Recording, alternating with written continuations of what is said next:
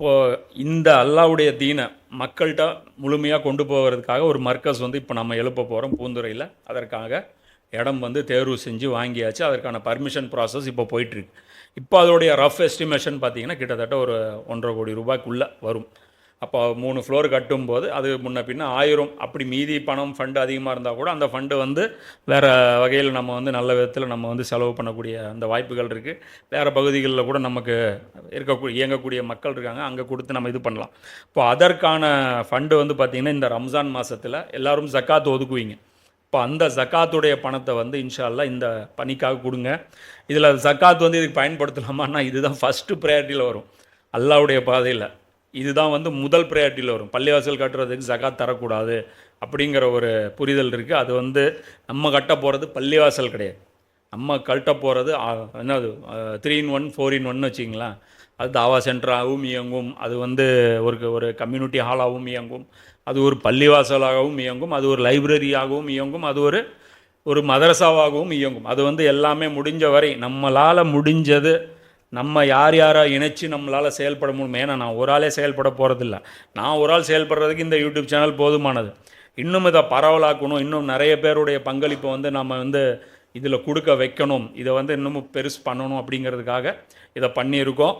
அப்போ அதற்கான உதவிகளை இன்ஷா அல்லாஹ் உங்களால் முடிஞ்சதை நல்லா அந்த அளவுக்கு செய்யுங்க. அதை நாங்கள் நேர்மையான முறையில் எதுக்கு அதை வந்து அல்லாஹ்வுடைய பாதைக்காக மட்டுமே செலவு செய்வோம் அப்படிங்கிறத அந்த உறுதியும் நம்ம கொடுக்குறோம். இல்லை கீழே இருக்கக்கூடிய இந்த ஸ்க்ரீனில் இருக்கக்கூடிய அக்கௌண்ட்டுக்கு அனுப்புங்க. நிறைய பேர் பார்த்திங்கன்னா இந்த கூகுள் பேயில் அனுப்ப முடியலங்கிறாங்க. கூகுள் பே பார்த்திங்கன்னா அந்த மாதிரி ட்ரஸ்ட் அக்கௌண்ட்டுங்களுக்கு வந்து கொடுக்கறதில்ல. ட்ரஸ்ட் அக்கௌண்ட்டில் வந்து பார்த்திங்கன்னா கூகுள் பே வந்து ஆப்ஷன் இருக்கிறதில்ல. ஆனால் யூபிஐ ஐடி, அப்போ அந்த ஃபோன் நம்பர் போடுற இடத்துல இதில் இருக்கக்கூடிய அந்த யூபிஐ ஐடின்னு இருக்கும் பாருங்கள், அந்த யூபிஐ ஐடி போட்டிங்கன்னா அப்படியே அது உட்காந்துக்கும். இப்போ நீங்கள் நான் ஃபோன் நம்பர் டைப் பண்ணுறதுக்கு பதிலாக அந்த யூபிஐ ஐடி நம்மளது பார்த்திங்கன்னா அக்கௌண்ட் நம்பர் அப்படியே இருக்கும். அது அக்கௌண்ட் நம்பர் அப்படியே இருக்கிறதுனால அதை அப்படியே டைப் பண்ணிங்கன்னா அந்த இடத்துல அப்படியே ஃபிட் ஆயிரும், அது போய் அக்கௌண்ட்டில் போய் சேர்ந்துடும். அதனால் எளிதாக அந்த இதில் ட்ரான்ஸ்ஃபர் பண்ணிக்கலாம். அப்படி இல்லைன்னா கூட ஸ்கேனர் மூலமாக ஒரு தடவை ஆட் பண்ணிட்டீங்கன்னா அதுக்கப்புறம் நீங்கள் மாதம் ஒரு அமௌண்ட்டு சின்னதாக கொடுத்தீங்கன்னா கூட அது தொடர்ச்சியாக வந்து என்ன ஆயிரும், அதில் ஆட் ஆகிட்டே வரும். ஸோ அது மாதிரி ஒவ்வொருத்தரும் அவங்களுடைய பங்களிப்பை கொடுங்க. அவுஸு பில்லாஹி மினஷ் ஷைத்தானிர் ரஜீம். பிஸ்மில்லாஹிர் ரஹ்மானிர் ரஹீம். இன்னல் ஹம்துலில்லாஹ் நஹ்மதுஹு நஸ்தஈனுஹு நஸ்தக்ஃபிருஹு நுமினு பிஹி வ நதவக்கலு அலைஹி வ நஊஸு பில்லாஹி மின் ஷுரூரி அன்ஃபுஸினா வ மின் ஸய்யிஆத்தி அமாலினா. மை யஹ்தில்லாஹு ஃபலா முஸில்ல லஹு வ மை யுضلில்ஹு ஃபலா ஹாதிய லஹு. வ அஷ்ஹது அல்லா இலாஹ இல்லல்லாஹு வஹ்தஹு லா ஷரீக லஹு வ அஷ்ஹது அன்ன முஹம்மதன் அப்துஹு வ ரசூலுஹு. அம்மா பஅத். அல்லாஹும்ம ஸல்லி அலா முஹம்மதின் வ அலா ஆலி முஹம்மதின் கமா ஸல்லைத அலா இப்ராஹீம வ அலா ஆலி இப்ராஹீம இன்னக ஹமீதும் மஜீத். அல்லாஹும்ம பாரிக் அலா முஹம்மதின் வ அலா ஆலி முஹம்மதின் கமா பாரக்த அலா இப்ராஹீம வ அலா ஆலி இப்ராஹீம இன்னக ஹமீதும் மஜீத். ரப்பி ஷ்ரஹ் லி ஸத்ரி வ யஸ்ஸிர் லி அம்ரி வஹ்லுல் உக்தம் மின் லிசானி யஃப்கஹு கௌலி. 267வது வசனம். நம்பிக்கையாளர்களே, தர்மம் செய்ய கருதினால் நீங்கள் சம்பாதித்தவைகளிலிருந்தும் நாம் உங்களுக்கு பூமியிலிருந்து வெளியாக்கிய தானியம் கனிவர்க்கம் ஆகியவைகளிலிருந்தும் நல்லவைகளையே தர்மமாக செலவு செய்யுங்கள். அவைகளில் கெட்டவைகளை கொடுக்க விரும்பாதீர்கள். ஏனென்றால் கெட்டுப்போன பொருட்களை உங்களுக்கு ஒருவர் கொடுத்தால் அவைகளை நீங்கள் வெறுப்புடன் கண்மூடியவர்களாக அன்றி வாங்கி கொள்ள மாட்டீர்கள். ஆகவே நீங்கள் விரும்பாத பொருள்களை பிறருக்கு தர்மமாக கொடுக்காதீர்கள். நிச்சயமாக அல்லாஹ் தேவையற்றவன் மிக்க புகழுடையவன் என்பதையும் நீங்கள் உறுதியாக அறிந்து கொள்ளுங்கள். இந்த பொருளாதாரம் சம்பந்தப்பட்ட சப்ஜெக்டு இப்போ அல்லாஹ் பேசிகிட்டு இருக்கிறான்.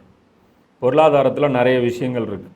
ஒன்று, பொருளாதாரத்தை எப்படி நிர்வாகம் பண்ணணும் அப்படிங்கிறது ஒன்று. பொருளாதாரத்தை ஒரு மனிதன் எப்படி பார்க்கணும், பொருளாதாரத்தை நம்முடைய கடவுளை ஆக்கிறது. பொருளாதாரம் நமக்கு கீழே தான் இருக்கணும். நாம் யூஸ் பண்ணுற ஒரு பொருளாக தான் இருக்கணும். இந்த பொருளாதாரத்துக்கு நாம் அடிமையாக இருக்கக்கூடாது. ரசூல்லா சொல்கிறாங்கல்ல, தீனாருடைய அடிமை நாசமாக போனால், திர்ஹமுடைய அடிமை நாசமாக போனான். அதாவது 24 மணி நேரம் பொருளாதாரத்துக்காகவே மைண்ட் செட் பண்ணி அதுக்கு பின்னாடியே ஓடுறது. வேலை வேலை வேலை வேலை செஞ்சுட்டே இருப்பான். இன்றைக்கி கடை திறந்தால் இன்றைக்கி ஒரு காசு, நாளைக்கு கடை திறந்தா காசு. ஃபேமிலியோட டைம் ஸ்பெண்ட் பண்ணுறதுக்கு ஒரு டைம் இருக்காது. கேட்டால் ஃபேமிலிக்காக உழைக்கிறேன்பா, ஆனால் ஃபேமிலிக்காக உழைக்கிறதில்ல. அது ஒரு வியாதி ஆயிடுச்சு பணம் சம்பாதிக்கிறது.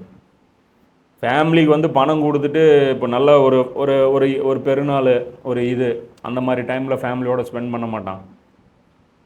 ஒரு லீவ் நாளில் கூட வீட்டில் இருக்க மாட்டான். அந்த டைம்லேயும் போய் ஃபேமிலிக்காக உழைக்கிறேன் அப்படிமா. அது ஆக்சுவலாக அவனுக்கு வந்து ஒரு மனவியாதி. அது பணம் தான் மகிழ்ச்சியை தருது அப்படிங்கிற ஒரு விஷயத்தை அவங்க வந்து பிளான் பண்ணிக்கிறாங்க. பணம் தேவை தான், ஆனால் பணத்துடைய தராதரம்னு ஒன்று இருக்குது. அது எந்த இடத்துல வைக்கணுமோ அந்த இடத்துல வைக்கணும். ஸோ அதுக்காக குரான் வந்து டியூனிங் பண்ணிகிட்டே வருது. இப்போ இது தொடர்ச்சி அந்த ஒரு 10-20 வசனம் பார்த்தோம்னா இந்த பணத்தை பற்றி, பொருளாதாரம் வந்து எப்படி வந்து ஒரு மனுஷன் எடுக்கணும், பொருளாதாரம்னா என்ன, அது ஏன் எல்லாம் சிலர் கூட்டி கொடுக்குறான், கம்மியாக கொடுக்குறான், இதெல்லாம் சப்ஜெக்ட் இதில் எல்லாம் விளக்கிடுறான். முதல்ல நேற்று கூட பொருளாதாரத்தை பற்றி நிறைய விஷயங்கள் இது சம்பந்தமாக தான் பார்த்தோம். இன்னும் சில விஷயங்கள் எல்லாம் அதில் கொண்டு வரேன். இப்போ இதில் என்ன சொல்கிறான், தர்மம் நீங்கள் கருதினால், மூமின்களை பார்த்து சொல்கிறான் நம்பிக்கையாளர்களேன்னு. எப்பயுமே இந்த நம்பிக்கையாளர்களேன்னு குரானில் வர்ற வசனங்கள் வந்து கண்டிப்பாக நமக்கு வந்து கிளாஸ் எடுக்கிறான்னு அருளான்னு அர்த்தம். அதனால் இப்னு அப்பாஸில் சொல்லுவாங்க, குரானில் வந்து எங்கெல்லாம் யாயுல் லஜீனா ஆமனு அப்படிங்கிற அந்த வார்த்தையோடு அந்த ஆயத்து தொடங்கிச்சு அப்படின்னா கவனமாக கேளுங்க. கண்டிப்பாக அல்லாஹ் நமக்கு மிகப்பெரிய ஒரு அட்வைஸ் அதில் சொல்லுவான். எல்லா ஆயத்துலேயும் அட்வைஸ் இருக்காது. சில ஆயத்தில் வந்து வரலாறு இருக்கும், சில ஆயத்தில் ஏதோ ஒரு டீட்டெயில் தகவல் இருக்கும். புரியுதா? இது வந்து முழுக்க யாயுல் லஜீனா ஆமனுன்னு அல்லாஹ் கூப்பிட்டானா நம்மளை கூப்பிட்றேன்னு அர்த்தம். நான் நீ எங்கேயோ இருக்கிற டே முகம்மது இங்கே வா, முகம்மது அப்படின்னா அதுக்கப்புறம் ஏதோ ஒன்று சொல்ல போகிறேன்னு அர்த்தம், இல்லைன்னா கூப்பிட மாட்டேன். அப்போ முக்கியமான விஷயம் சொல்ல போகிறேன்னு அர்த்தம். இப்போ அது மாதிரி யாயுல் லஜீனா வசனம் இது. அப்போ அல்லாஹ் சொல்கிறான், நம்பிக்கையாளர்களே, நீங்கள் சம்பாதித்தவைகளிலிருந்து நாம் உங்களுக்கு பூமியில் வெளியாக்கிய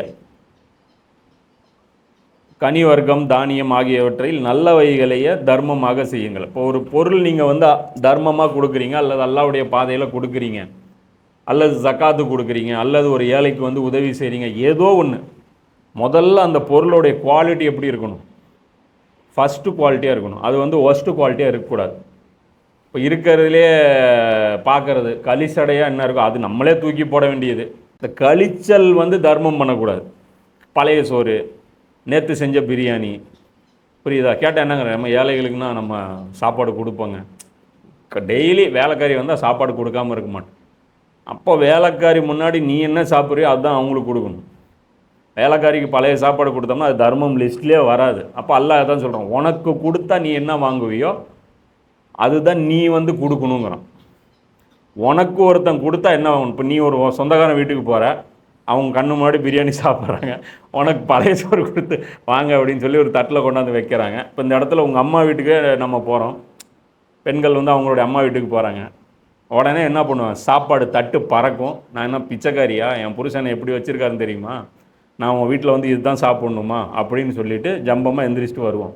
ஆனால் அந்த வேலைக்கு அவங்க வந்து நமக்கு அடிமையாக இருக்கிறதுனால, அவங்க நம்ம கீழே இருக்கிறதுனால அவங்க மனசுக்குள்ளே நினைப்பாங்க, ஆனால் சொல்ல மாட்டாங்க. அது வந்து ஏதோ ஒரு கட்டத்தில் அது வெளிப்படும். ஆனால் அல்லாஹ் வந்து இது விரும்ப மாட்டான். அல்லாஹ் அதான் சொல்கிறான், நீங்கள் எதோ வாங்குவீங்களோ அதை கொடுக்கணும். புரியுதா? ஒரு துணி கொடுக்குறோம்னாலும் அது கலர் போய் ஃபேடாகி கிழிஞ்சிருந்துச்சுன்னா அந்த சட்டை கொடுக்குறதுல மீனிங். சைஸ் சின்னதாச்சும் கொடுக்குறீங்க, அது போடுற குவாலிட்டியில் இருக்குது, அது கொடுக்கீங்கன்னா அல்ஹம்துலில்லாஹ். புரியுதா? அதே மாதிரி இந்த மாதிரியான பொருட்கள் நீங்கள் கொடுக்காதீங்க. கெட்டுப்போன பொருள் அல்லது நீங்களே விரும்பாத பொருள், கெட்டுப்போன பொருட்களை அவைகளை நீங்கள் கண்மூடியவர்களாக அன்றி வாங்க, கண்ணை மூடிட்டு தான் வாங்குவீங்க. அதாவது அதை கண்ணை திறந்து பார்த்தா அதை நீங்கள் வாங்க மாட்டீங்கிற நிலையில் இருக்கிற அந்த பொருளை நீங்கள் வாங்காதீங்க சொல்லிட்டு அல்லாஹ் சொல்கிறான், நிச்சயமாக அல்லாஹ் தேவையற்றவன். நீங்கள் கொடுக்குறது என்ன சொல்கிறீங்க, அல்லாஹ்ட்ட தான் கொடுக்குறீங்க. ஆக்சுவலாக இப்போ இந்த ஏழைக்கு வந்து நம்ம கொடுக்குறோம், ஆக்சுவலாக அது யாருக்கு கொடுக்குறோம், அல்லாஹ்வுக்கு தான் போகுது அந்த உணவு. ஒரு மறுமை நாளில் வந்து ஒரு ஏழை அல்லாஹ் வருவோம், அல்லாஹ் வந்துட்டு சொர்க்கத்து நம்ம முன்னாடி நின்றுட்டு கேட்போம், இந்த மாதிரி வந்து நான் பசிக்குதுன்னு வந்தேன், ஆனால் நீ சாப்பாடே எனக்கு கொடுக்கல அப்படிமா. நான் வந்து துணி கேட்டேன், எனக்கு ட்ரெஸ் இல்லாமல் நான் நிர்வாணமாக வந்தேன், ஆனால் நீ எனக்கு ட்ரெஸ் தரல. நான் நோய்வாய்ப்பட்டிருந்தேன், நீ வந்து என்னை கண்டுக்கவே இல்லை அப்படிமா. அவன் மனுஷன் கேட்பான், என்னல்ல சொல்கிறேன், நீ உனக்கு பசியே கிடையாது, நீ எப்போ என்கிட்ட சாப்பாடு கேட்ட அப்படின்னா அந்த அன்னைக்கு சொல்லுவான், இந்த மாதிரி ஜூலை 10ஆம் தேதி சாயந்தரம் 5 மணிக்கு அந்த ரோட்டில் அந்த ஓரத்தில் அந்த வீட்டுக்கு முன்னாடி ஒருத்தன் வந்து கேட்டான்ல உனக்கு பசிக்குதுன்ட்டு, அது யாருன்னு நினச்சேன், நான் தான் அது அப்படின்னு சொல்லிட்டு அல்லா சொல்லுவான். அதே மாதிரி துணி கேட்பான்ல, அன்றைக்கி வந்து குளிரில் வந்து நான் வந்து கம்பளி கேட்டேன், அது யாருன்னு நினச்சேன், நான் தான் அப்படின்னு. அதே மாதிரி உனக்கு தகவல் சொன்னாங்கல்ல, இந்த மாதிரி வந்து நோய் உடம்பு சரியில்லாமல் நான் இருக்கேன்ட்டு, அது யாருன்னு நினச்சேன், நான் தான் அப்படிம்பா.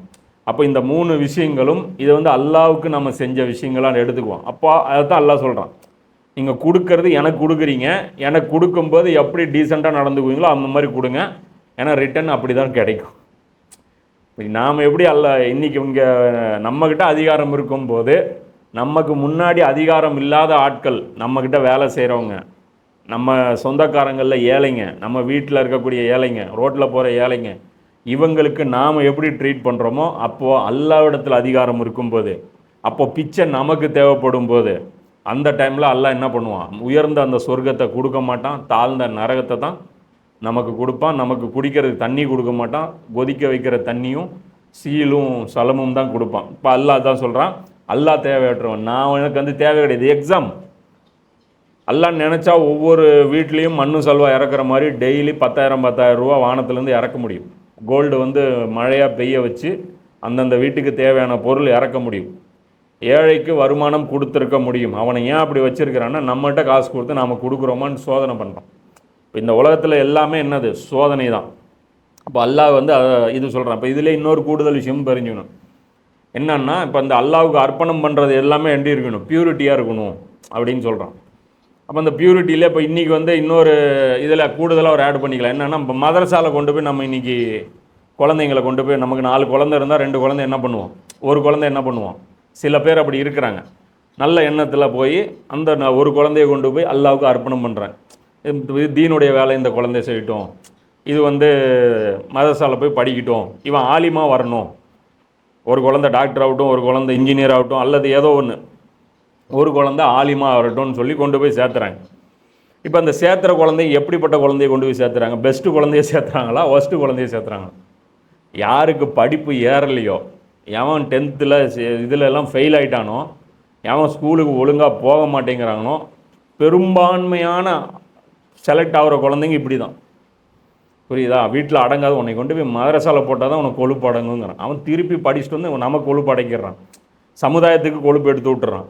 அப்போ கெட்ட எண்ணத்தில் கொண்டு போய் சேர்த்துனீங்க, அவங்களுக்கு என்ன ஆகுது, அந்த கெட்ட எண்ணத்தினாலேயே அந்த கல்வி அவங்களுக்கு அது பயனே தரமாட்டேங்குது. அவங்க ரிட்டன் வந்து சமுதாயத்தில் என்ன பண்ணுறாங்க, தீமையை தான் பரப்புகிறாங்க, பணம் வெறி பிடிச்சி அவங்க சுற்றுறாங்க. ஏன்னா பெஸ்ட்டு குவாலிட்டி குழந்தைய நீங்கள் கொடுக்கவே இல்லை. அதே மரியம் அலைஹிஸ்ஸலாம் பிறக்கிறதுக்கு முன்னாடி அவங்க அம்மா என்ன சொன்னாங்க, என் குழந்தைய பிறந்தால் நான் கொண்டு போய் விடுறேன்னு.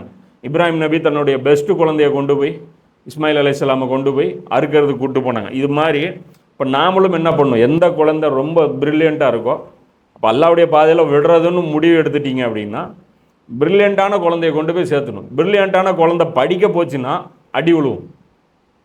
மௌலானா இசாக் மதனின்ட்டு அவர் வந்து 1940s அந்த டைம்லேயே பயங்கரமான படிப்பாளி. அவங்க அந்த காலத்தில் வந்து அவர் 90 வயசு இப்போ தான் மௌத்தானார் 2013. அப்போ 2013 90 வயசுனா கணக்கு போட்டு 2023 1923 பிறந்திருக்கார்.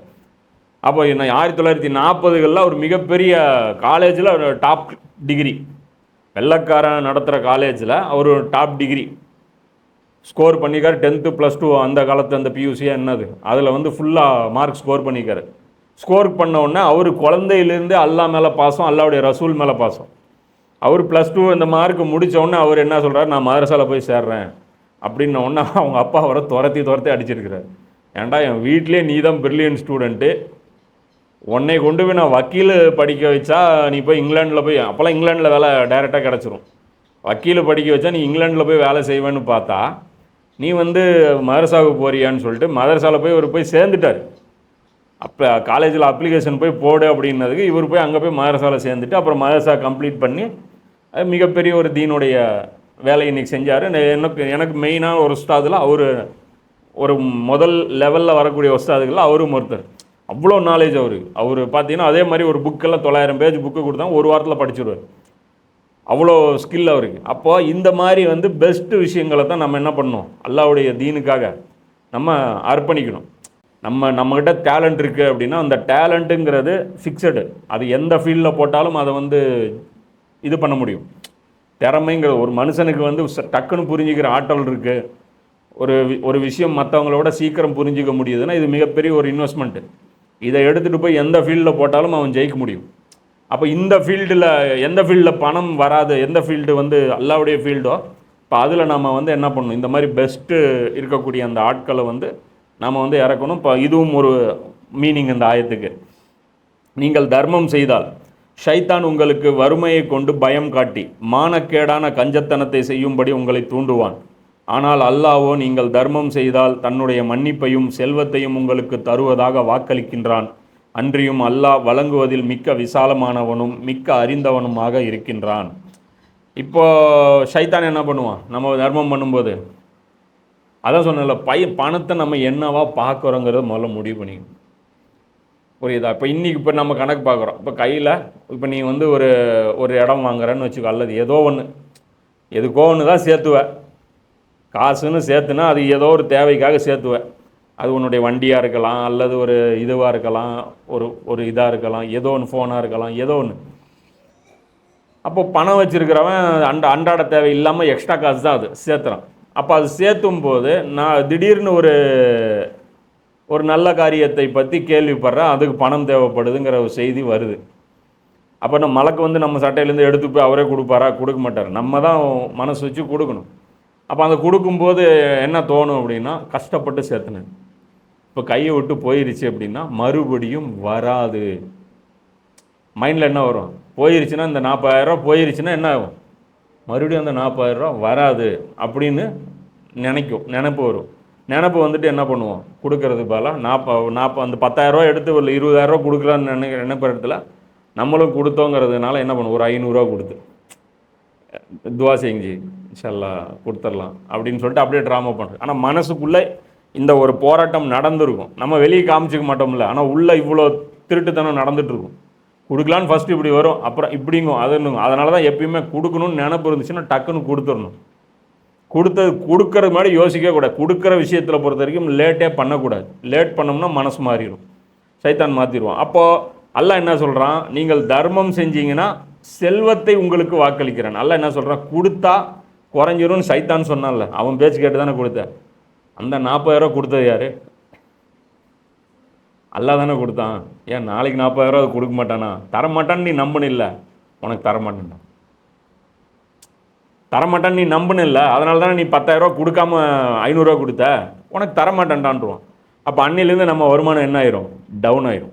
எப்பயுமே கொடுக்க தான் வருமானம் என்ன ஆகும்? டெவலப் ஆகும். யோசிக்கவே கூடாது. எப்பயுமே செலவு பண்ணும்போது மட்டும் என்ன பண்ணக்கூடாது? யோசிக்கவே கூடாது. ஒரே விஷயந்தான் பார்க்கணும், செலவு பண்ணுறது ஹலாலா, தேவைக்கு செலவு பண்ணுறோமா, வீணாக செலவு பண்ணுறோமா. ஒரு ஏழை தேவைப்பட்டான் கொடுத்துட்டேன், ஒரு அனாதை தேவைப்பட்டான் கொடுத்துட்டேன், இவ்வளோ தான் மேட்ரு. அதோட முடிச்சிடணும் அந்த விஷயம். அதை போட்டு யோசிச்சுட்டு மண்டையில் போட்டு ரொம்ப அழுத்திக்கூடாது. அப்படி அல்லாஹ் என்ன சொல்கிறான்? வாக்களிக்கிறேங்கிறான். என்ன கிடைக்கும்? என்னுடைய மன்னிப்பும் உனக்கு கிடைக்கும், ப்ளஸ் என்ன கிடைக்கும்? பொருளாதாரமும் கிடைக்கும். செல்வத்தை உங்களுக்கு தருவதாக வாக்களிக்கின்றான். நீ கொடு, நான் உனக்கு தரேன் அப்படிமா. அப்போ கொடுத்தா தான் அது கிடைக்கும். நாம் என்னம்மா, நீ கொடு நான் கொடுக்குறேம்மா, நாம இப்படி நீ எக்ஸ்ட்ரா கொடு நான் கொடுக்குறேம்மா. எக்ஸ்ட்ராங்கிற அது இல்லை, நீ கொடுறா நான் தரேங்க. இப்போ அல்லாஹ்க்கு நமக்கு டெஸ்ட் வச்சா நாம் என்ன பண்ணுறது? அல்லாஹ்வுக்கு டெஸ்ட் வச்சு இது பண்ணுறது. இது வந்து ஷைத்தானுடைய கேரக்டர். இது வந்து அல்லாஹ் புரிஞ்சுக்குங்க அப்படின்றான்.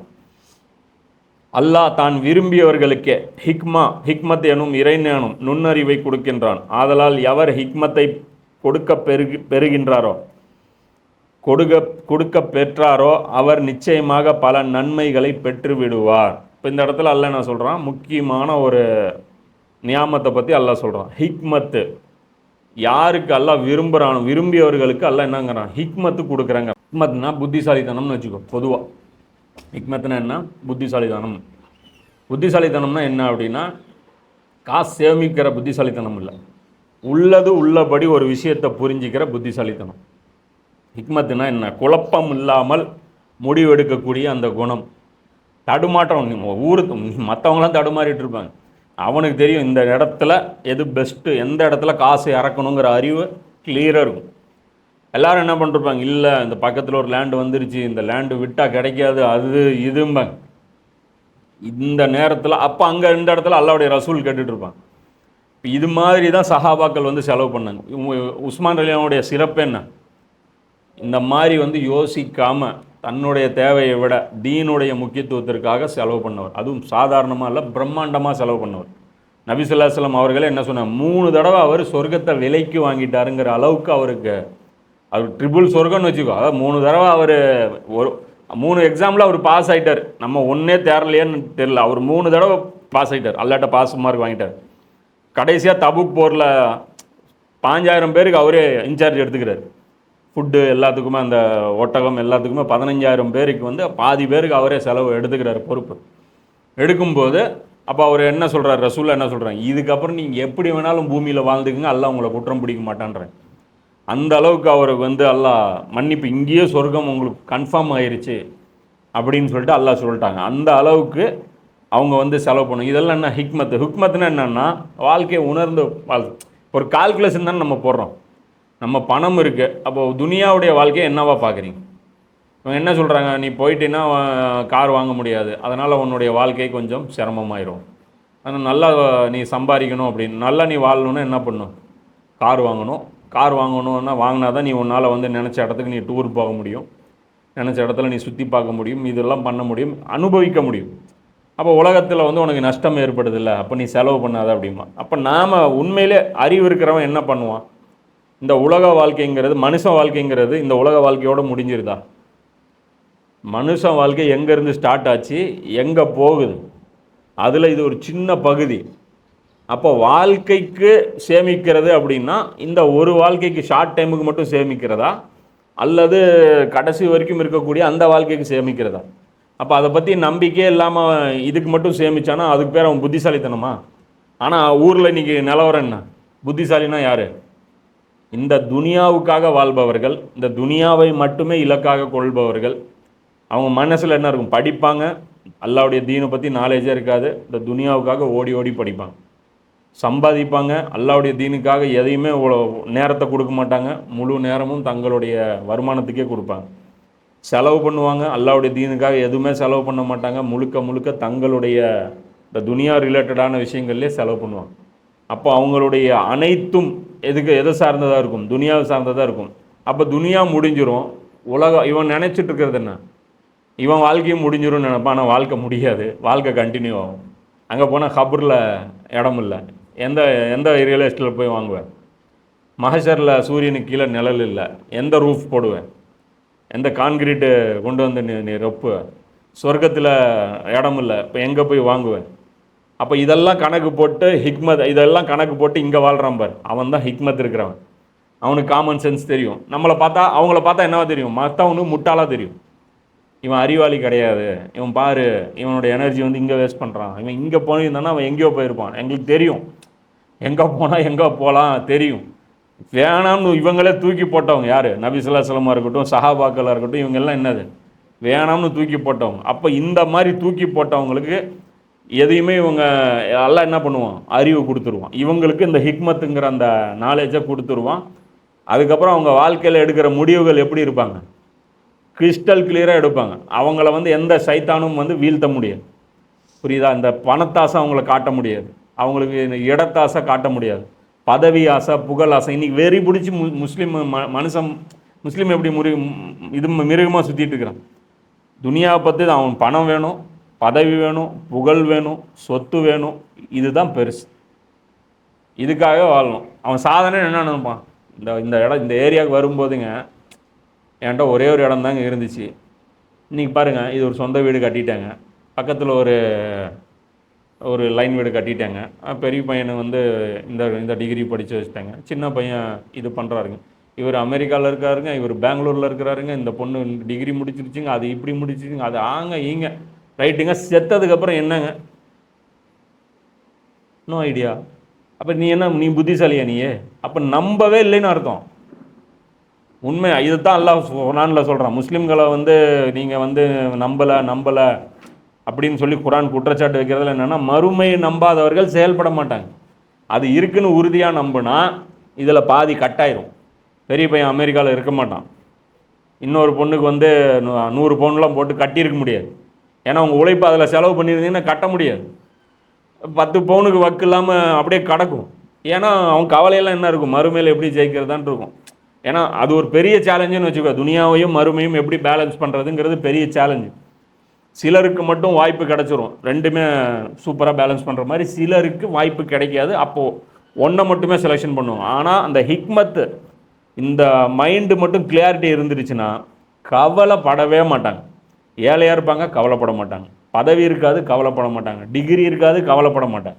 எவனும் போட்டு அவங்கள கன்ஃபியூஸ் பண்ணவே முடியாது. ஹிக்மத் இருந்துச்சுன்னா நமக்கு தெரியும் ஏன் நம்ம படிக்கலன்னு, நமக்கு தெரியும் ஏன் நம்ம சம்பாதிக்கலன்னு, நமக்கு தெரியும் நாம் ஏன் முன்னேறலைங்கிறது நமக்கு தெரியும். அவங்க ஏன் முன்னேறலைங்கிறது அவங்களுக்கு அவங்க வேறு மாதிரி நினச்சிட்டு, நமக்கு வாய்ப்பு கிடைக்கல, நம்ம எஃபர்ட்டு போடல, இல்லை நமக்கு உழைக்க தெரியல அப்படின்னு நினச்சிட்டு இருப்பாங்க. ஆனால் அதெல்லாம் கிடையாது. இது வேணான்னு சொல்லி நாமளே தூக்கி போட்டு வச்சுருக்கோங்கிறது நமக்கு தெரியும். அப்போ அல்லாஹ் சொல்கிறான், ஆயினும் இந்த நுண்ணறிவு அறிவாளிகளை தவிர வேறு எவரும் உணர்வு பெற மாட்டார்கள் அப்படின்னு சொல்லிட்டு அல்லாஹ் சொல்கிறான். அப்போ அந்த அறிவை சரியாக பயன்படுத்துகிறவனுக்கு தான் இந்த ஹிக்மத்து என்னங்கிறது உணர முடியும். அதனால் வாழ்க்கையை உணர்ந்து அவங்க வாழ்வாங்க. புரியுதா? ஏதோ கிட்டத்தட்ட ஞானம் அப்படின்னு வச்சுக்கோ. ஹிக்மத்துனா ஞானம், ஞானிகள் போன்று அவங்க இருப்பாங்க. அவங்களுக்கு இது கிளாரிட்டி இருக்கும், தடுமாற்றம் இருக்காது. யாரும் அவங்களுடைய உள்ளத்தில் ஊசலாட்டத்தை ஏற்படுத்த முடியாது. இன்னைக்கு நம்ம இது பண்ணுவோம்ல, ஐயோ படிச்சிருக்கலாமே, ஐயோ அது போயிருக்கலாமே, ஐயோ இதில் சேர்ந்துருக்கலாமே, அப்படி ஒரு குரூப்பில் சேர்ந்தாலும் ஐயோ அந்த குரூப்பில் சேர்ந்துருக்கலாமே, இல்லை நீங்கள் ஏங்க இந்த குரூப்பில் சேரல, அதில் போயிருக்கலாமே, இதில் போய்ட்டு என்னங்க நீங்கள் இந்நேரம் இடத்துல பார்த்து கம்ப்யூட்டரில் போய் பைத்தியம் பிடிக்க வச்சுருவாங்க நம்மளை. புரியுங்களா? அதே கிளாரிட்டி இருக்கிறவன் அப்படியா அப்படியா அப்படியா அப்படியா, உங்களுக்கு பஸ்ஸுக்கு டைம் ஆகல, கிளம்புங்க, அவ்வளோதான். புரியுதுங்களா? என்னாச்சு? நீங்கள் இப்போ கடையில் வேலை கொடுத்தேண்ணா, என்னங்கண்ணா நீங்கள் என்ன கொண்டு வந்தீங்க? சிலிண்டரா? ரைட்டு, உட்காருங்க. நீ வந்த வேலையை பாரு, நாங்கள் வந்த வேலை எதுன்னு எங்களுக்கு தெரியும். நாங்கள் இந்த உலகத்துக்கு ஏன் வந்தோன்னு தெரியும், எங்கே போகிறோன்னு எனக்கு தெரியும். இந்த விளக்கம் எங்களுக்கு நீங்கள் அட்வைஸ் பண்ணாதீங்க. இப்போ அட்வைஸ் பண்ணுவாங்க, வேறு வழி இல்லை. இப்போ நம்ம என்ன பண்ணணும்? உட்காந்து கேட்டே இருக்கணும். யார் பொழைக்க தெரியாதவர், யார் பொறைக்க தெரிஞ்சவர், அதெல்லாம் அல்லாஹ்கிட்ட போகும்போது அவங்கவுங்க சம்பாதிச்சதை அடையும் போது தெரியும். நன்மைக்காக உங்கள் பொருளிலிருந்து நீங்கள் என்ன செலவு செய்த போதிலும் அல்லது நீங்கள் என்ன நேர்ச்சை செய்த போதிலும் நிச்சயமாக அல்லாஹ் அதனை நன்கறிகின்றான். அன்றியும் நேர்ச்சை செய்த பின் அதை நிறைவேற்றாத அநியாயக்காரர்களுக்கு உதவி செய்பவர் ஒருவருமே இல்லை. இப்போ இதில் அல்லாஹ் என்ன சொல்கிறான்? ஒரு விஷயத்தை நீங்கள் என்ன செலவு செஞ்சாலும் அல்லது நீங்கள் என்ன நேர்ச்சை செய்தாலும் நிச்சயமாக அல்லாஹ் அதனை நன்கு அறிகிறான். ஒரு நேர்ச்சைன்னா என்ன? நேர்ச்சைனா என்ன அப்படின்னா, இப்போ ஒரு தேவை நமக்கு வருது. அப்போ உதாரணத்துக்கு ஒரு டெலிவரி, இல்லை ஒரு குழந்தை தேவை, அல்லது ஏதோ ஒரு கல்யாணம் நடக்கணும், அல்லது ஏதோ ஒரு தேவை, இவன் ஸ்கூலில் 10th பாஸ் ஆகணும், ஏதோ ஒன்று. இப்போ ஒரு தேவை வரும்போது டக்குன்னு நம்ம என்ன சொல்கிறது? வாய் விட்டுறது அல்லாட்ட, நீ இது நடத்தி கொடுத்தீன்னா நான் உனக்கு ஒரு ஆடை இருக்கிறேன் அப்படின்னு நேர்ச்சை பண்ணிடுறது. இப்போ அது முடிஞ்சிருச்சுன்னா, நீ கேட்ட காரியம் நடந்துருச்சுன்னா நீ என்ன பண்ணணும்? அந்த ஆடு அறுக்கிறேன்னு சொன்னதை நீ செய்யணும். அப்போ அல்லாஹ் சொல்கிறான், நீ நேர்ச்சை செஞ்சிட்டேன்னா அப்போ நம்ம என்ன நினைப்போம்? நம்ம தான் மனசுக்குள்ளே நினச்சி ரகசியமாக துவா கேட்டிருப்போம், எவனும் கேட்கல. இப்போ நடந்துருச்சு, ஏன்டா ஆடு அறுக்கலன்னு ஊரில் இருக்கிறவன் கேட்பான். ஆனால் அவன் நோட் பண்ணிட்டான்ல, டேய்மா நீ விட்டதானே வாயிலேருந்து சொல்லிட்டு இல்லை, அது மனசுபூர்வமாக சொல்லிட்டு இல்லை. அப்போ அல்லாஹ் சொல்கிறான், அதனை அல்லாஹ் நன்கு அறிகிறான். எனக்கு தெரியும் நீ யார் திருடான்னு எனக்கு தெரியும். அப்போ அல்லாஹ் சொல்கிறான், அப்படி நிறைவேற்றாத அந்த அநியாயக்காரர்களுக்கு உதவி செய்பவர்கள் ஒருவரும் இல்லை. அப்படி சொல்லிவிட்டு என்கிட்ட மாற்றி செஞ்சீங்க அப்படின்னா உங்களுக்கு உதவி கிடைக்காதுங்கிறான். இப்போ இதுலேயும் இன்னொரு விஷயம் புரிஞ்சுக்கணும். என்னன்னா, இந்த ஹிக்மத்து இந்த நேர்ச்சைங்கிறது மார்க்கத்தில் நம்ம என்ன நினச்சிட்டு இருக்கிறோம்? இவர் ரொம்ப ஈமான்தாரிங்க, நேர்ச்சை பண்ணார்னா அப்படியே நடந்துக்குவார் அப்படின்னு நம்ம நினைக்கிறோம். ஆனால் ஆக்சுவலாக நேர்ச்சை பண்ணுறதே ஈமானில் குறைபாடு தான். இது என்ன அல்லாட்ட டீல் பேசுகிறது? நீ இது கொடுத்தா நான் உனக்கு அது கொடுப்பேன். இப்போ அல்லாஹ்க்கு ஆடு தேவையா? பிச்சை கேட்குறது ஒழுங்காக பிச்சை மட்டும் கேட்கணும். எல்லாம் எனக்கு இது கொடுன்னு தான் கேட்கணும். இது கொடுத்தா நான் உனக்கு ஆஃபர் தரேன், உனக்கு ஒரு சூப்பர் ஆடு வாங்கி கட்டி வச்சுருக்கிறேன், வேணுமா? அப்போ நீ என்ன பண்ணுற? என் வேலையை நீ செஞ்சு கொடு. இப்போ இது ஒஸ்ட்டு இருக்க இல்லையா? ஆனால் இது கூட செஞ்சுட்டு பேக் அடிக்கிறான்னா இவன் யார்? இவன் அது ஆக ஒஸ்ட்டு இவன். புரியுதா? ஒன்று நீ சந்தோஷத்தில் அல்லாவுக்கு அறுத்தினா அது வேறு விஷயம். புரியுதா? உனக்கு ஒரு நல்ல காரியம் நடந்துருச்சு, நீ அறுத்து குர்பானி கொடுத்தனா உனக்கு ஒரு நல்ல விஷயம். அது நேர்ச்சையில் கிடையாது. நீயா அல்லாவுக்கு கொடுக்குற, ஏழைங்களுக்கு கொடுக்குற அப்படிங்கும்போது அது ஏதோ ஒரு சந்தோஷத்தில் ஏதோ பண்ணுற அப்படின்ட்டு எடுத்துக்குவான். ஆனால் இது அல்லாஹ்கிட்ட டிமாண்ட் பண்ணுறது, நீ இது கொடுத்தா நான் உனக்கு 10 ஏழைக்கு சாப்பாடு கொடுக்குறேன் அப்படி. இதுவன் யாருன்னா கஞ்சன். அப்போ ரசூலா அதான் சொல்கிறாங்க, நேர்ச்சைங்கிறது அல்லாஹ்வுக்கு வந்து தேவை கிடையாது, இது கஞ்சங்கன்ட்டு பணத்தை வெளியே ரிலீஸ் பண்ணும் அவ்வளோதான் அப்படின்றாங்க. அது நடக்கிறது தான் நடக்கும், கரெக்டாக அது நடந்திருக்கும், உன் மைண்டில் அதுக்கு அந்த குறுக்கு புத்தி வந்திருக்கும், அது அல்லாஹ் நடத்தி வைக்கிறதா இருக்கும், நீயா தண்டமாக செலவு பண்ணுறதா இருக்கும். ஆனால் இது நேர்ச்சை பண்ணுறதெல்லாம் யார் பண்ணுவாங்க? கிட்டத்தட்ட கஞ்சன்கள் மட்டுமே தான் செய்யக்கூடிய வேலை. என்னை பொறுத்த நான் பார்த்த வரைக்கும் ரசூல்லா வந்து எங்கேயுமே நேர்ச்சை பண்ண மாதிரி இல்லை, அது பண்ண மாட்டாங்க ரசூல்லா. புரியுதா? அப்போ இது வந்து அல்லாஹ் இது ஒரு புத்தியை வந்து இந்த இடத்துல சொல்கிறான். நீங்கள் செய்யும் தர்மங்களை நீங்கள் வெளிப்படையாக செய்தால் அதுவும் நல்லதே, ஆயினும் அதனை நீங்கள் மறைத்தே கொடுப்பது, அதுவும் அதனை ஏழைகளுக்கு கொடுப்பது உங்களுக்கு மிகவும் நன்மை பயக்கும். இப்போ அல்லாஹ் என்ன சொல்கிறான்? தர்மங்களை நீங்கள் வெளிப்படையாக செய்தால் நல்லது. வெளிப்படையாக செய்யணும், என்ன பண்ணுறது? இந்த நாளில் நான் இந்த இடத்தில் தர்மம் கொடுக்க போகிறேன்னு போஸ்டர் போட்டு அடித்து, என்ன பாரி வள்ளல்களே வாங்க, இப்படிலாம் நடக்குது ஊருக்குள்ளே. கேட்டால் ஏதோ ஒரு அரசியல் கட்சியில் இருப்பான், எப்படியும் ஓட்டுக்கு ஒரு 500 அவனுக்கு எப்பயுமே செலவு இருக்குது. அரசியல் கட்சினா என்ன, எல்லாம் அந்த வாக்காளர்களுக்கு செலவு பண்ணணும். அப்போ அவன் என்ன பண்ணுவான்? எந்த ஃபங்க்ஷன் வந்தாலும் 5000 பேருக்கு விருந்து கொடுப்பான் அந்த அரசியல்வாதி. கல்யாணம் வந்தாலும் என்ன இருக்கும்? கிராண்டாக நடக்கும். என்ன அர்த்தம்? அதெல்லாம் ஒரு ஓட்டுன்னு அர்த்தம். வந்து சாப்பிட்டு போகிறாங்களே, ரோட்டில் போகிறவங்கலாம் கூட வாங்க, நம்ம வீட்டு கல்யாணங்க வாங்க அப்படின்னு. அப்போ சாப்பிட்டானா கொஞ்சம் நன்றி இருக்கும்ல, நாளைக்கு போய் அந்த ஓட்டு கேட்கும்போது அந்த நன்றி அவனுக்கு ஒரு உறுத்தும்ல.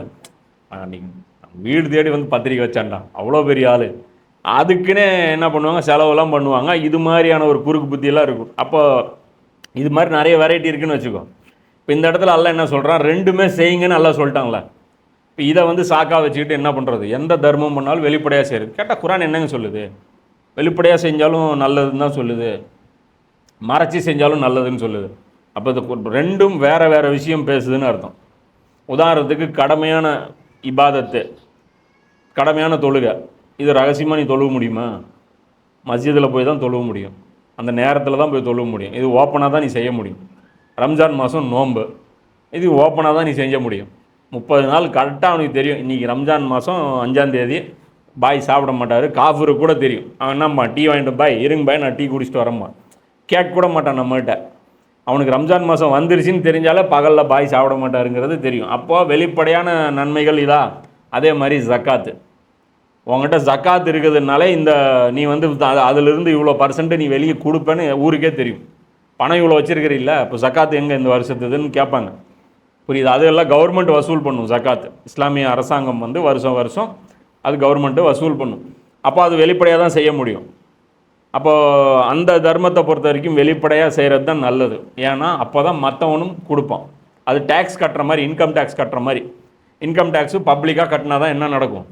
ஊரில் இருக்கிற மற்றவனும் வந்து திருட்டுத்தனம் பண்ணாமல் அவங்ககிட்ட இருக்கிற சொத்து முழுசாக காட்டுவான். ஏன்னா வீட்டில் தங்கம் இருக்கிறது நமக்கு தானே தெரியும், நம்மகிட்ட எவ்வளோ தங்கம் இருக்குன்னு நமக்கு தானே தெரியும். அப்போ உதாரணத்துக்கு இப்போ உதாரணத்துக்கு கவர்மெண்ட் டேக்ஸ் வருதுன்னு வச்சுக்கோ, ஒரு விஷயம் புரிஞ்சுக்கும், கவர்மெண்ட் டேக்ஸ் கட்டுறோம். அப்போ அந்த டைமில் நீ என்ன பண்ணுற? கொண்டாந்து இங்கே வீட்டில் கொண்டாந்து தங்கம் கொண்டாந்து போய் காட்டுறேன், இந்தாங்க 10 பவுனுன்ட்டு. பக்கத்து வீட்டுக்காரன் பார்க்குறான், 10 பவுன் கொண்டாந்து இந்த நாய் வச்சிருக்குது, கணக்கு பார்த்துட்டான். 10 பவுனுக்கு எவ்வளோ ஜக்காத்தோ அவர் ரசீது போட்டு கவர்மெண்ட் கொடுத்துட்டாரு. உமர்லினுடைய அந்த ஆள் வந்து வசூல் பண்ணி இவ்வளோ கொடுத்துட்டாரு. அவன் வாங்கிட்டாங்க 2.5%, 2.5 கிராம் எடுத்து வச்சுட்டாங்க. 2.5% எவ்வளோன்னு வச்சுக்கோ. அப்போ எடுத்து வச்சுட்டாங்க. அவன் பக்கத்து வீட்டுக்காரனுக்கு தெரியும், போன வாரம் தான் இவன் பொண்டாட்டி 50 பவுன் போட்டுட்டு சுற்றிட்டு இருந்தான் கல்யாணத்தில், என் வீட்டு கல்யாணத்தில். ஆனால் ஜக்காத்துக்கு எவ்வளோ கொடுத்துருக்கான்? 10 பவுனுக்கு ரசீது போட்டு கொடுத்துருக்கான். அவன் நின்று பார்த்துட்டு இருப்பான். அவன் என்ன பண்ணுவான்? அப்போ அவன் பொண்டாட்டி என்ன சொல்லுவான்? ஆமாம். அப்போ இந்த பீரோவில் இருக்கிறது மட்டும்தான் வரும், உள்ளே இன்னொரு பீரோ இருக்கும், அந்த பீரோலேருந்து ஜக்காத்து கணக்கு வருமா? வராது. அப்போ எல்லாம் என்ன சொல்கிறான்? இது வந்து ஜக்காத்து பகிரங்கமாக செய்யுங்க. அப்போ வீட்டில் இருக்கிற கொண்டாந்து வச்சோம்னா அவனுக்கு உறுத்தும்ல, ஓ அந்த வீட்டிலேருந்து இவ்வளோ வந்துச்சு, இப்படி தானே கணக்கு நம்மளும் பார்ப்போம், இப்படி தானே போட்டி போடுவோம். அவனே தரல நான் ஏன் தரணும், இவனே தரல நான் ஏன் தரணும். புரியுதா? அப்போ இது மாதிரி இருக்கிற விஷயத்தில் இது மாதிரி இது ஓப்பனாக தான் காமிச்சாகணும். அப்போ இந்த தர்மம் பொறுத்த வரைக்கும் ஓப்பனாக செய்கிறது நல்லது. புரியுதா? மற்ற விஷயங்கள் இருப்பார், சீக்கிரட்டாக பண்ணுறது, சொந்தக்காரங்களுக்கு பண்ணுறது, அல்லது ஒரு தீனுடைய ஒரு நல்ல காரியத்துக்கு பண்ணுறது, இந்த மாதிரி விஷயங்களில் என்ன பண்ணக்கூடாது? வெளிப்படையாக நம்ம பேர் வரக்கூடாது, கொடுத்தாலும் நம்ம பேர் போடக்கூடாது, போடுறதும் சொல்லக்கூடாது. சில அக்கௌண்ட்ஸில் அது கொடுத்த ஆளுக்கு மட்டும்தான் தெரியணும். ஏன்னா அக்கௌண்ட்ஸில் கொண்டு வரணும். ஏன்னா இன்றைக்கி பொறுத்த வரைக்கும் மோசடி நடக்குது. என்ன பண்ணுறாங்க? இப்போ ரசீது வாங்காமல் நீங்கள் ஜக்காத்துக்கு பணம் கொடுத்தீங்கன்னா என்ன ஆகும்? அல்லாஹ்வுக்காக வச்சிங்கன்னா அவர் அல்லாஹ்வுக்காக நீங்கள் வச்சுக்குவீங்க, அவர் வாங்கிட்டு போனவர் அவருக்குன்னு வச்சுக்குவார். வசூல் பண்ணிட்டு வந்தார்ல, அவருடைய ஈமான் நீங்கள் கேரண்டி சொல்ல முடியும்? அவர் கொண்டு போய் மஸ்ஜிதுக்கு தான் கொடுப்பாருன்னு சொல்ல முடியும். அதனால் என்ன பண்ணுவாங்க, ரசீது இல்லாமல் பணம் கொடுக்காதீங்கன்னு மஸ்ஜிதுலேயே அறிவிப்பு செய்வாங்க. கண்டிப்பாக எங்கள் பள்ளிவாசலுடைய ரசீது போட்டு கொடுங்கன்ட்டு. அதில் வேணால் நீங்கள் பேர் வந்து போடலாம், ஆனால் நீங்கள் பப்ளிஷ் பண்ணக்கூடாதுன்னு சொல்லணும். கடைசியாக அவங்க வருஷத்துக்கு ஒரு வாட்டி ரெக்கார்டு கொடுப்பாங்க. கொடுக்கும்போது இந்த இதுன்ட்டு அதுக்கு என்ன பண்ணலாம், பில் நம்பர் மட்டும் போட்டு கொடுத்துடலாம். பில் நம்பர் 07423 10,000 வந்துச்சு, பில் நம்பர் 07523 5,000 வந்துச்சு, இப்படி போட்டுட்டா பிரச்சனை கிடையாது. அப்போ அல்லாஹ் என்ன சொல்கிறான், ஆயினும் அதை நீங்கள் மறைத்தே கொடுப்பது, அதுவும் அதனை ஏழைகளுக்கு கொடுப்பது மிகவும் நல்லது. அப்போ அந்த தர்மம் விஷயங்கள் பண்ணும்போது என்ன பண்ணணும், மறைச்சே செய்யணும். அதே மாதிரி நம்ம உபரியான விஷயங்கள் செய்கிறது எப்போவுமே என்ன பண்ணணும், மறைச்சி தான் செய்யணும். உபரியான நோன்பு வைக்கிறோம், எக்ஸ்ட்ரா நோன்பு வைக்கிறோம், அதே எக்ஸ்ட்ரா தஹஜுத் தொழுகிறோம், அது நமக்கும் அல்லாவுக்கு மட்டும்தான் இருக்கணும். அது போய் உருப்பட நேற்று நைட்டு 3 மணிக்கு எந்திரிச்சு ஒரே டயர்டுங்க, அவன் என்ன ரெக்கார்ட் ஆயிடுச்சு ஊர் பூரா. போட்டு நமக்கு தஹஜுத்தில் நம்ம துவா கேட்கலன்னா என்ன அப்படி கணக்கு போட்டு அப்படியே கணக்கு காட்டுறது, இதெல்லாம் விளம்பரம். நான் ஒரு தக்குவாதாரி, இந்த உமர் சீரீஸில் கூட ஒருத்தர் வருவார்ல, இப்படியே இருப்பார், என்னங்க ஒன்றும் ரொம்ப அடக்கமானவர் அப்படி. இந்த ட்ராமாலாம் இங்கே பண்ணிட்டு இருக்காரு, அடித்தே போடுவேன். ஒழுங்காக நட, அது என்ன பள்ளிவாசல் கிட்டே வந்து என்னொன்று அப்படிங்கிறது கேட்டால் இவர் ரொம்ப சாந்தமான ஆளாம் அப்படிங்க, ரொம்ப சாஃப்ட்டுங்க அவர் அப்படிங்க. இந்த ட்ராமாலாம் போடக்கூடாது, ஒழுங்காக நட, கெத்தா நட, மூமின்னா ஒரு கம்பீரமாக நட, நீ என்ன இப்படி நடக்கிற அப்படின்னு. அது மாதிரி இது புரிஞ்சுக்கணும், புரியுதா? உங்களுடைய மேலும் இந்த மாதிரி ரகசியமாக செய்கிறது உங்களுடைய பாவங்களுக்கு பரிகாரமாகவும் ஆகும். இந்த மாதிரி ரகசியமாக அமல் செய்கிறோம்ல, இதுதான் அல்லாஹ்வுக்கு ரொம்ப பிடிக்கும். கடமையாக செய்கிறது நீ செஞ்சே ஆகணும், செய்யலைன்னா அடி விழுவும். அது அல்லாஹ்வுக்கு பயந்து செய்கிறதுன்னு வச்சுக்கோ. இதெல்லாம் என்ன, அல்லாஹ் மேலே அன்பில் செய்கிறது. எது, அல்லாஹ் சொல்லாத தர்மம் பண்ணுறது, அல்லாஹ் சொல்லாத தொழுகையை தொழுகிறது, அல்லாஹ் சொல்லாத நோன்பை வைக்கிறது, இதெல்லாம் என்ன ஆயிரும், அல்லாஹ்வுடைய அன்பில் செய்கிறதா ஆயிரும். மறைவான அனைத்தையும் அல்லாஹ் மிகவும் நன்கறிவான். நீ ரகசியமாக செஞ்சிட்டிய, அல்லாஹ்வுக்கு எப்படி தெரியப்படுத்துவேன், கணக்கில் வராமல் போயிடுச்சுன்னா என்ன பண்ணுறது, அதெல்லாம் ஃபீல் பண்ணாத, எனக்கு தெரியும். அதான் அல்லாஹ் சொல்கிறான், அந்த கணக்கெல்லாம் எனக்கு தெரியும். அவன் வாங்கிட்டு இல்லைன்னு கூட சொல்லுவான், போயிட்டு போகுது, நமக்கு பிரச்சனையே இல்லை, நமக்கு தெரியும். அல்லாஹ் போய் அவன் நம்ம முன்னாடியே வாங்கிட்டு சில பேர் கூட பேசுவாங்க, நான் எல்லாம் சிரமப்படும் போது யாருங்க எனக்கு கொடுத்து உதவி பண்ணம்மா, நம்மகிட்ட தான் வாங்கியிருப்பான். நம்ம உடனே என்ன பண்ணக்கூடாது, நீ தான் நான் கொடுத்தேன்னு அழட்டிக்க வேண்டியதில்லை. நம்மகிட்ட அல்லாட்ட என்ன ஆயிரும், எல்லாமே ரெக்கார்டில் போயிட்டுருக்கும். நபிய, மனிதர்களுக்கு நேரான வழியை அறிவிப்பது தான் உங்களது கடமை, நேரான வழியில் அவர்களை செலுத்துவது உங்களது கடமை அல்ல. ஆயினும் அல்லாஹ் தான் நாடியவர்களையே நேரான வழியில் செலுத்துகின்றான். இப்போ இந்த இடத்துல அல்லாஹ் என்ன சொல்கிறான், நேர் வழியில் செலுத்துறது யாரு, அல்லாவா ரசூலா? இந்த முஸ்லீம்களை பார்த்து அல்லாஹ் சொல்கிறான், என்ன சொல்கிறான், நேரான வழியில் அவர்களை செலுத்துவது உங்கள் கடமை அல்ல, அது ஏன் வேலைங்கிறான். இது எதுக்கு இந்த வார்த்தையை பேசுகிறான், மக்கால இருக்கக்கூடிய அந்த முஸ்லீம்கள் என்ன பண்ணிட்டு இருந்தாங்கன்னா, தங்களுடைய அந்த செல்வம் இருக்குல்ல, அது வந்து முஸ்லீம்களுக்கு மட்டும்தான் செலவு பண்ணுவாங்க. முஸ்லீம் அல்லாத அவங்களுடைய அண்ணன் தம்பிங்க இருப்பாங்க. இப்போ உதாரணத்துக்கு இவர் இருக்கார்ல, யார், அப்துல்லா இருக்கார், அப்துல்லாவுடைய அண்ணன் யார், அபூஜந்தலும் அப்துல்லாவும் அண்ணன் தம்பின்னு வச்சுக்கோ. இவர் என்ன பண்ணுவார், அபூஜந்தல் அவர் முஸ்லீம் ஆகிட்டாரா, அப்துல்லா முஸ்லீம் இல்லையா, அப்துல்லா பணம் கேட்டால் தரமாட்டார். அதே அம்மார் பின் யாசிர் பணம் கேட்டால் கொடுப்பார். புரியுதா நான் சொல்கிறது, முஸ்லீமாக இருக்கிற அம்மார் பின் யாசிர் காசு கேட்டால் கொடுப்பாரு. முஸ்லீம் இல்லாத தன்னுடைய சொந்த சகோதரன் காசு கேட்டால் கூட என்ன பண்ணுவாங்க, தரமாட்டாங்க. கேட்டால் என்னம்பாங்க, இது முஸ்லீமுக்கு போய் சேரணும், அவங்க மைண்ட் செட்டில் அப்படி இருக்கும், இது முஸ்லீமுக்கு போய் சேரணும், அதே இவன் முஸ்லீம் ஆகிட்டானா நான் கொடுப்பேன் அப்படின்னு சொல்லிட்டு அவங்க மைண்டில் வந்துட்டு, இது மாதிரி நான் உதாரணத்துக்கு சொல்கிறேன், அவர் செஞ்சாருன்னு அர்த்தம் இல்லை, எல்லாருக்கும் தெரிஞ்ச சஹாபிங்கிறதுனால சொல்கிறேன். அப்போ எதுக்காக அது அந்த மாதிரி இருக்கும்போது அல்லாஹ் என்ன சொல்கிறான், நீங்கள் இப்படிலாம் பிரித்து பார்க்காதீங்க. ஏழையாக இருக்கிறாரா, சொந்தக்காரரா, அவர் முஸ்லீம் இல்லையா, கொடுத்துருங்க. தேவையுடையவர், ரொம்ப தேவை நல்லா தெரியுது, இவருக்கு தான் ரொம்ப இவங்களை விட தேவை அதிகமாக இருக்குது, இவங்க நல்லா இருக்காங்க இந்த நாள், அப்போ அந்த நாள் அந்த டைம் தான் முடிவு பண்ணும் யாருக்கு முதல்ல கொடுக்கணுன்ட்டு. புரியுதா? ஒருத்தர் உயிர் போகிற ஆபத்தில் இருக்கிறாரு, ஒருத்தர் வந்து சாதாரண தொழிலுக்காக கேட்குறாரு. இப்போ உயிர் காப்பாற்றுறதுக்கு கொடுக்குறதா, வியாபாரத்தை காப்பாற்ற கொடுக்குறதா? உயிருக்கு தான் முக்கியத்துவம் கொடுக்கணும். அப்போ அந்த இடத்துல அவர் முஸ்லீம் இல்லையா, இவர் முஸ்லீம்னு சொல்லி பார்க்கக்கூடாது. அதுதான் அல்லாஹ் சொல்கிறான்.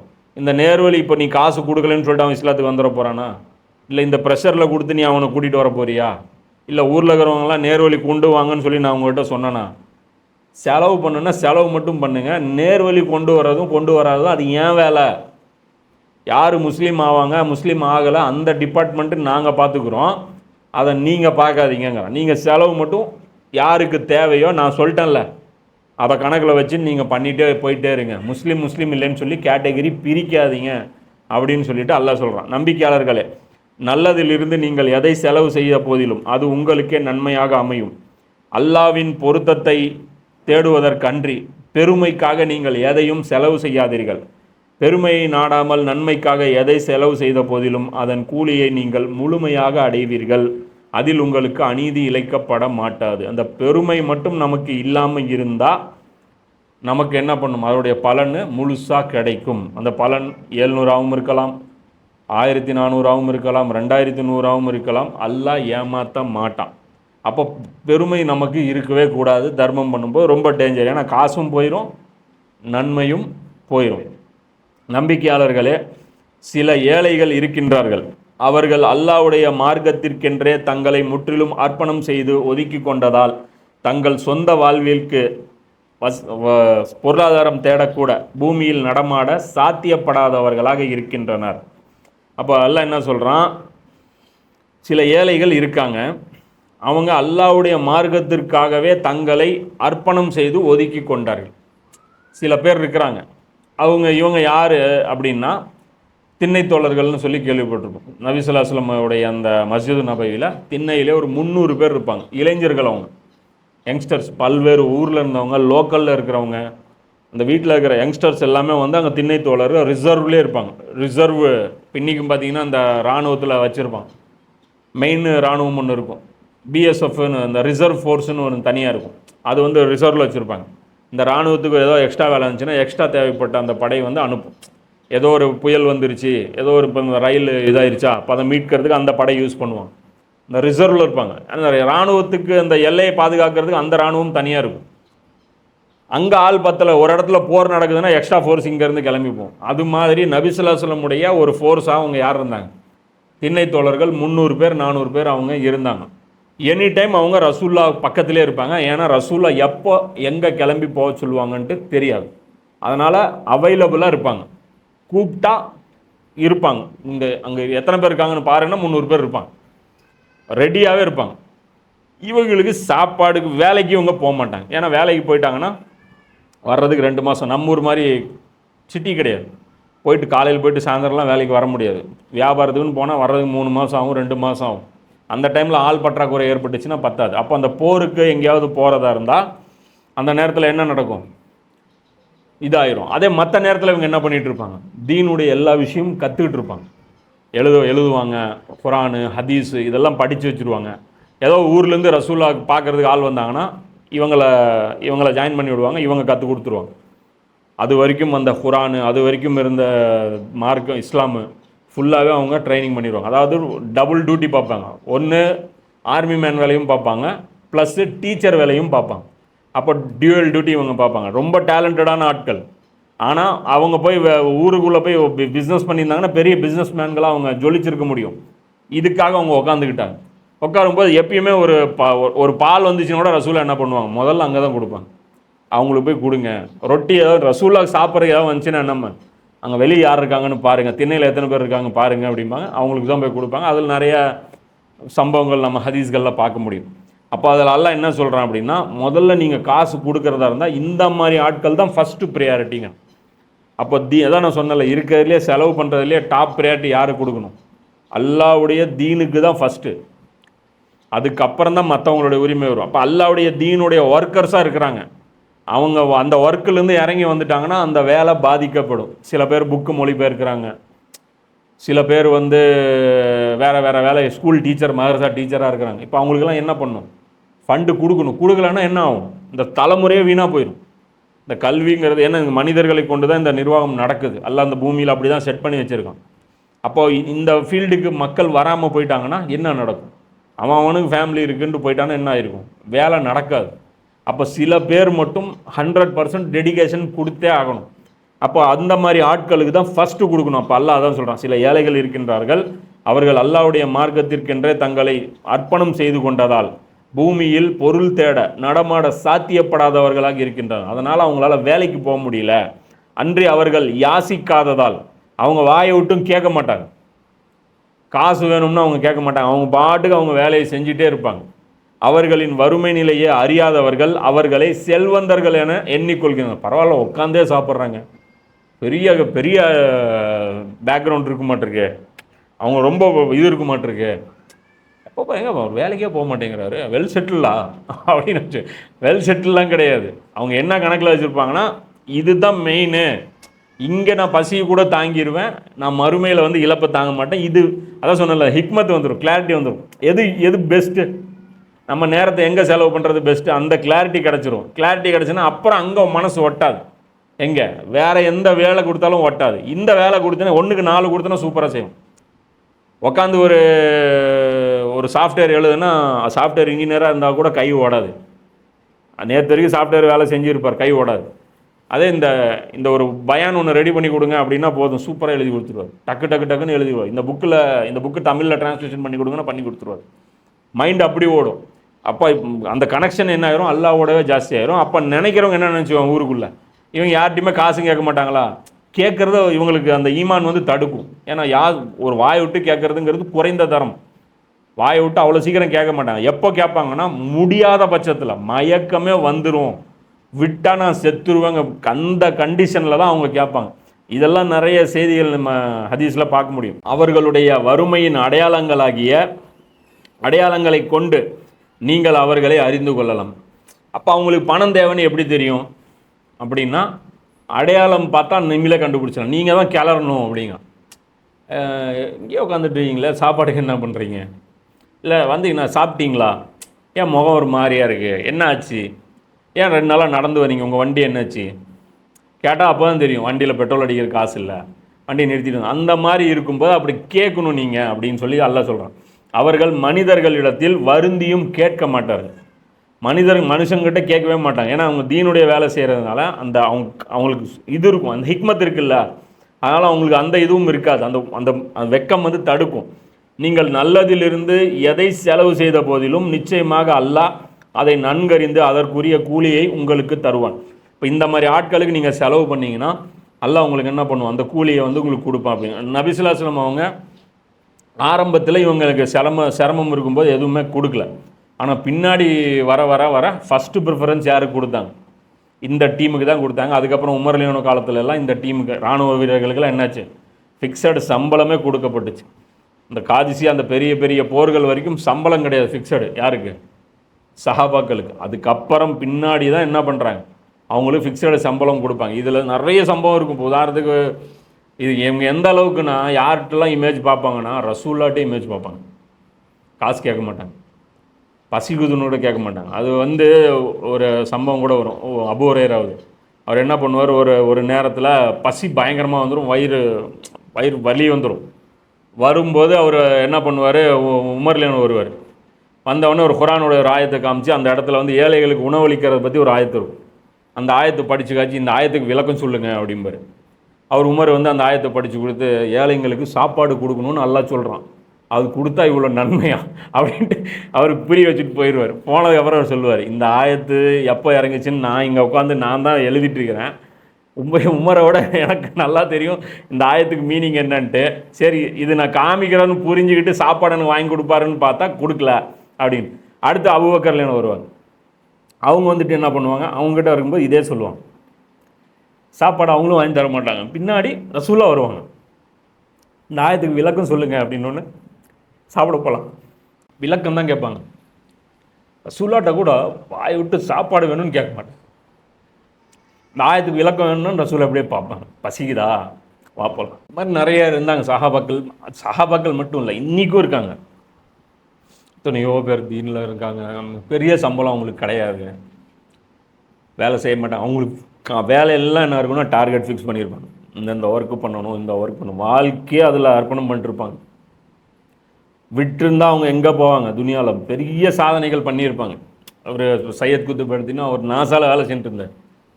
கடைசியாக ஜெயிலில் 10 வருஷம் கடுமையான தண்டனை பனிஷ்மெண்ட்டு வாங்கி சாப்பாடெல்லாம் கொடுக்க மாட்டாங்க. அந்த சாப்பாடெல்லாம் கொடுக்காம அவ்வளோ துன்புறுத்தி அவர் இருந்த லெவலுக்கெல்லாம் எங்கேயோ போயிருக்கலாம். அது மாதிரி தான் மௌலானா மௌதூதியாக இருக்கட்டும், இவங்களாக இருக்கட்டும், எல்லாருமே. அது சொல்கிறேன், இந்த பாதையே கஷ்டம். துனியாவில் மேலே போகிறவன் போகணுங்கிற அந்த மைண்ட் செட் இருக்கிறவன் அப்படியே விலகி போயிடணும். இதுக்குள்ளே என்ட்ரியே ஆகக்கூடாது. இதுக்குள்ளே இங்கே வந்துட்டோம்னா மெரிட்டாக நடந்துக்கணும். இந்த இடத்துல வந்துட்டு அல்லாவுடைய மானத்தை வாங்கிடக்கூடாது, வேலையை விட்டுட்டு போயிடக்கூடாது. கொஞ்ச நாள் அல்லாவுடைய வேலை செஞ்சேன், அதுக்கப்புறம் வயிற்றில் ஒரு பசி வந்துச்சு, அதுக்கப்புறம் அல்லாஹ் விட்டுட்டு அல்லாஹ் மறந்துட்டு அப்புறம் சொல்லுவாங்க, அதுக்கப்புறம் ஆகிற வேலையை பார்க்க போயிட்டான். ஆகாத வேலை செஞ்சுட்டு இருந்தான், அப்புறம் என்ன பண்ணிட்டாங்க, ஆகிற வேலையை பார்க்க போயிட்டாங்க அப்படிம்பாங்க. அந்த மாதிரி என்ன பண்ணக்கூடாது, வரவே கூடாது சூழ்நிலை. வேலை அல்லாவுடைய தீன் வேலை கையில் எடுக்கும்போது சிரமங்கள் எவ்வளோ வந்தாலும் அதில் என்ன பண்ணுவோம், அது இருந்துகிட்டே இருக்கணும். ஏன்னா அந்த அளவுக்கு டெடிகேஷன் அது கொடுத்துருக்குறாங்க சஹாபாக்கள் கொடுத்தாங்க. இன்றைக்கும் நிறைய நல்லவங்க கொடுத்துட்ருக்காங்க. இன்றைக்கும் பார்க்குற நிறைய அறிஞர்கள் இருக்காங்க.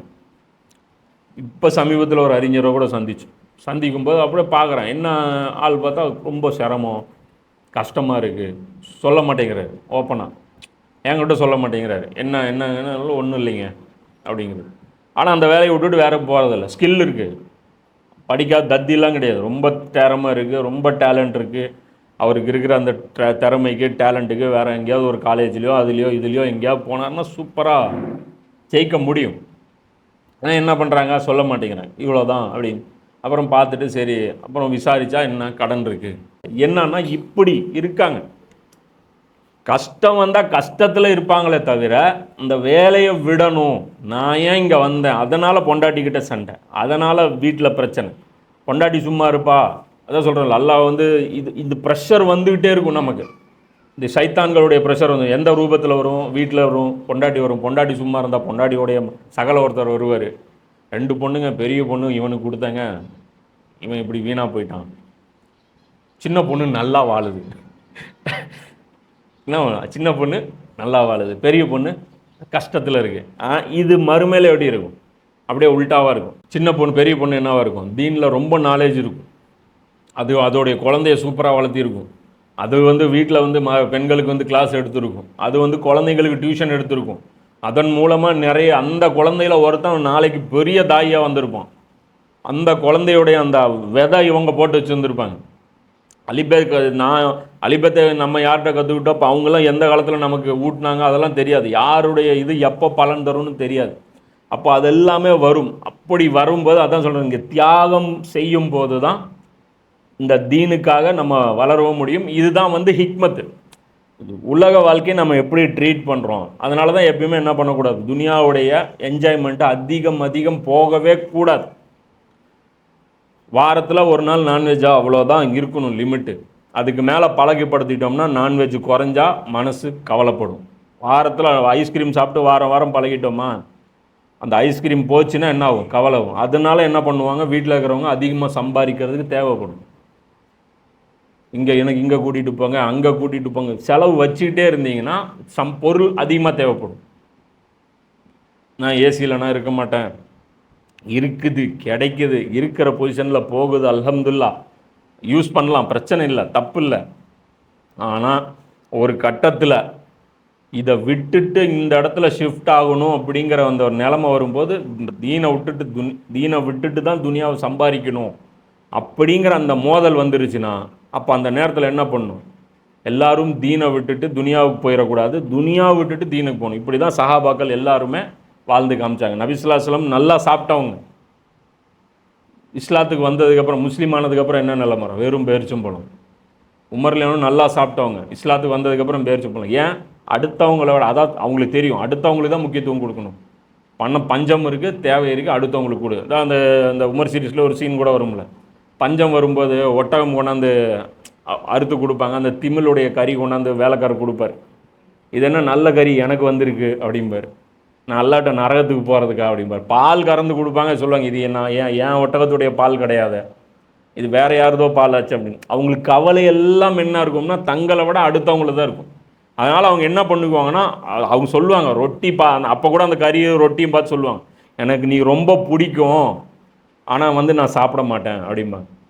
அது வந்து அந்த எப்பயுமே இந்த சுருக்கிக்கணும். அதனால் நம்ம எப்போ ஃப்ளெக்சிபிளாக இருக்கலாம். இருக்கும்போது சாப்பிடுவோம், இல்லைனாலும் பிரச்சனை இல்லைங்கிற அந்த குறைஞ்சபட்சம் அந்த லெவல்லையாவது நம்ம மெயின்டைன் பண்ணிட்டோம்னா எப்பயுமே பேக் அடிக்க மாட்டோம், ஸ்டாண்டர்டாக இருப்போம். இன்ஷா அல்லாஹ் மீதி நாளைக்கு பார்ப்போம். வாஹிர் தாவானா அல்ஹம்துலில்லாஹி ரப்பில் ஆலமீன்.